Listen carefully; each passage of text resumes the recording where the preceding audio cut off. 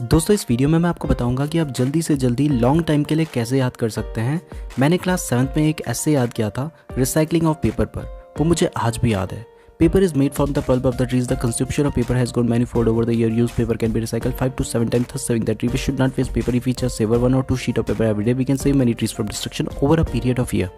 तो कैसे मुझे 7th क्लास का पढ़ा हुआ आंसर आज भी याद है, कुछ टिप्स दूंगा बेसिकली आपको, तो पूरी वीडियो को जरूर देखिएगा। अगर आपको वीडियो पसंद आएगी तो हमारे चैनल को जरूर सब्सक्राइब कीजिएगा। सो दोस्तों टिप नंबर 1, जब भी आप कुछ लर्न करना चाहते हो तो सबसे पहले उस कंटेंट को एक बार पूरा पढ़ लें और समझ लें।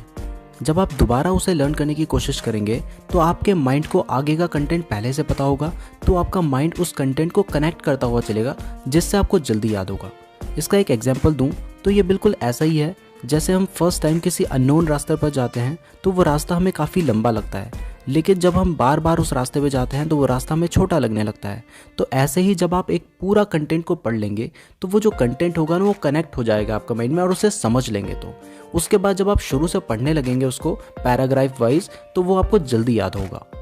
नाउ दोस्तों टिप नंबर 2 सिर्फ एग्जाम्स के पर्पज़ के लिए है। जब आप किसी एग्जाम के लिए प्रिपेयर कर रहे होते हैं तो आपका मोटिव होता है एग्जाम्स में मार्क्स को गेन करना, तो उस टाइम आपको सिर्फ इंपॉर्टेंट क्वेश्चंस पढ़ने चाहिए। ये पैरेटो प्रिंसिपल के ऊपर बेस्ड है। पैरेटो एक इटालियन इकोनॉमिस्ट थे, उन्होंने 80-20 रूल दिया था। उनका कहना था कि जो 80% रिजल्ट होते हैं वो हमारे सिर्फ 20% एफर्ट करने से आते हैं। तो अगर आप भी 20% ही सही से पढ़ लेते हैं तो 80% आपका जो रिजल्ट है वो आपको मिल जाएगा। तो जब आप एग्जाम के लिए पढ़ रहे होते हैं तो आपको सिर्फ इंपॉर्टेंट क्वेश्चन पढ़ने चाहिए। मोस्टली टॉपर इसलिए ही टॉपर होते हैं क्योंकि वो एग्जाम्स में सिर्फ इंपॉर्टेंट क्वेश्चन पढ़ते हैं। अगर आप सब कुछ पढ़ेंगे तो कुछ भी सही तरीके से याद नहीं रख पाएंगे, लेकिन जब आप नॉलेज के लिए पढ़ रहे होते हैं तो आपको पूरा ही पढ़ना चाहिए। टिप नंबर 3, अगर आप किसी आंसर या कंटेंट को पढ़ रहे हैं जिसमें पॉइंट्स हैं तो अगर आप उन पॉइंट्स को लिख लेते हैं तो ये ज़्यादा बेहतर होगा, क्योंकि अगर आप पॉइंट्स को याद रखते हैं तो कंटेंट भी याद आ जाएगा। एंड एग्जाम्स में पॉइंट भूल गए तो कंटेंट कभी भी याद नहीं आएगा। एग्जाम्पल, फर्स्ट पॉइंट पे मैंने आपको कहा था कि जब आप कुछ लर्न करना चाहते हैं तो आपको पहले पूरा कंटेंट एक बार में समझ लेना चाहिए। अब वीडियो को पॉज करो और याद करो कि उसके आगे मैंने आपको क्या कहा था, आपको याद आ जाएगा। एंड दोस्तों पॉइंट्स को याद करने का सबसे अच्छा तरीका होता है कोडिंग करना। इसका एक एग्जाम्पल है विबग्योर। ये रेनबो के कलर्स को याद करने के लिए होता है। विबग्योर का मतलब होता है violet, indigo, blue, green, yellow, orange, red. इस फॉर्मूले से आपको सीरियल वाइज रेनबो के कलर्स हमेशा याद रहेंगे। टिप नंबर 4, जब आप पूरे कंटेंट को पढ़ चुके हैं और आपको लगता है कि वो कंटेंट आपको याद हो चुका है तो रिवीजन करने के बजाय उस आंसर को किसी फ्रेंड को समझाएं या फिर ऐसे प्रैक्टिस करें जैसे आप किसी को समझा रहे हैं।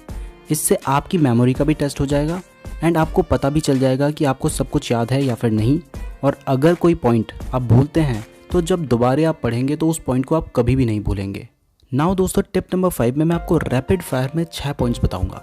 सबसे पहला है दोस्तों, जब आप पढ़ने जा रहे हो तो समझ कर पढ़ो। अगर आप रट्टा मारोगे तो कभी याद नहीं होगा, याद होगा अगले दिन भूल जाओगे।